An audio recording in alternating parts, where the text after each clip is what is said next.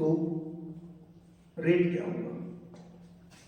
सवाल बहुत आसान है, लेकिन अगर आपको कॉन्सेप्ट नहीं पता है तो ये सवाल डिफिकल्ट है। सवाल बहुत आसान है लेकिन कॉन्सेप्ट नहीं पता तो बहुत डिफिकल्ट है। तो आइए पहले कॉन्सेप्ट पर चर्चा कर लेते हैं सीआई की।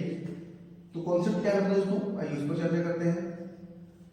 देखिए कॉन्सेप्ट होता है क्या, सबसे पहली बात आपको ध्यान रखना है दोस्तों कि चक्रवृद्धि ब्याज किसे कहते हैं, किसे सीआई किसे कहते हैं।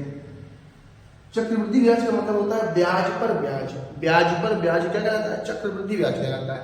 जैसे देखिए ये हमारा प्रिंसिपल है और फिर हमें अगले साल प्रिंसिपल है सीआई मान लीजिए, तो अब जो रेट लगेगा तो इस पर भी लगेगा और अगले साल होगा तो इस पर भी रेट लगेगा, तो इन दोनों का कॉम्बिनेशन होगा, तो ब्याज पर ब्याज लगता है, उसे हम क्या कहते हैं, चक्रवृद्धि ब्याज कहते हैं। ठीक है, अब ये तो सबको पता है, लेकिन अगर इस सवाल को आप लगाना चाहते हैं तो एक चीज पता होना चाहिए आपको कि क्या पता होना चाहिए दोस्तों, इसको हम आपको पूरा डिटेल पढ़ाएंगे चक्रवृद्धि ब्याज जब पढ़ाएंगे तो। ठीक है, कि जो जैसे मान लीजिए प्रिंसिपल है और ये अमाउंट है 2 साल में है और फिर 4 साल में इतना A2 हो जाता है अमाउंट, तो जो यहाँ पर प्रिंसिपल का काम करेगा, यहाँ पर अमाउंट का काम करेगा, लेकिन अगर यहाँ पर ए अमाउंट है इसके लिए प्रिंसिपल का काम यही करेगा मेरे दोस्तों। ठीक है, बस यही कॉन्सेप्ट है, अगर यहाँ पर ए अमाउंट है तो इसके लिए प्रिंसिपल का काम ए करेगा ना कि ए करेगा। ठीक है, तो चाहे 4 साल हो चाहे 5 साल हो कोई मतलब नहीं होता, हमें ध्यान रखना है कि जो पिछले साल का, जो अगले साल के पिछले साल का अमाउंट होता है वही अगले साल के लिए प्रिंसिपल का काम करता है। अगर आपके दिमाग में एक कॉन्सेप्ट है तो इस सवाल को आप विद इन सेकेंडों में लगा सकते हैं, नहीं तो इस सवाल को आप फॉर्मूले से लगाएंगे बहुत टाइम लगेगा। ठीक है, बाकी चर्चा में पढ़ाएंगे तो आपसे करेंगे ही करेंगे मेरे दोस्तों। अब कह रहा है चौथे साल का सीआई 3000 और फिफ्थ का साल कितना है 3375। अब मेरे दोस्तों ये 4 साल का है 5 साल का है, तो ये हमारे लिए अमाउंट होगा, तो हमारे प्रिंसिपल का काम करेगा। अगर ये इसको अमाउंट मारेंगे तो हमारा प्रिंसिपल होगा।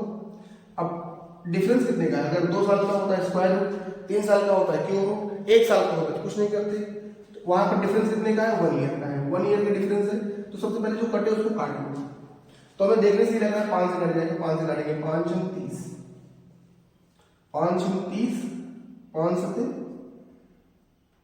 35, 5 × 25, अभी 5 से कट जाएगा, 5 × 5, 5 × 10, 5 × 5, 5 × 15, 5 × 25, 15 × 120, 15 × 120, 15 × 135, मूलधन 8 था, 8 से 9 हो गए, एक ब्याज मिला हमें, किस पर ब्याज मिलेगा, मूलधन पर मिलेगा, तो 100 पर कितना। अब इसको हल नहीं, 1/8 का फ्रैक्शन मान कितना होता है 12.5% होता है। ये सब पढ़ाएंगे मेरे दोस्तों आपको, बस आपको लगे रहना है। हम प्रैक्टिस करा रहे हैं तो आपको कुछ मानकर चल रहे हैं कि बहुत सारी बातें आपको आती होंगी, बहुत सारी बातें आपको आती हैं दोस्तों। ठीक है, ये मानकर हम आपको पढ़ा रहे हैं, प्रैक्टिस करा रहे हैं। ठीक है, तो इसको लिखिए और हम आगे चलते हैं, अगले सवाल पर चलते हैं। ठीक है, इसको आप लिखिए।